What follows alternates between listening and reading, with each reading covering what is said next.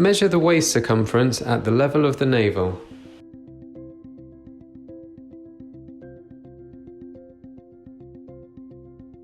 Open the 4 straps with hook and loop closure.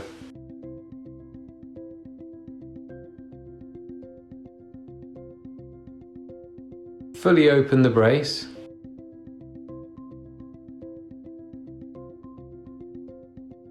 Place the support around the waist, making sure the red marks are facing upwards. Press the left half of the fastener against your abdomen.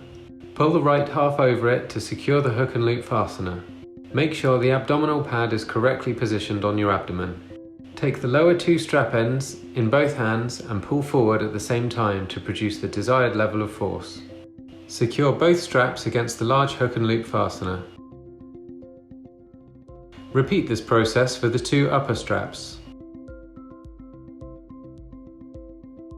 The lower part of the support must be on the upper part of the sacrum.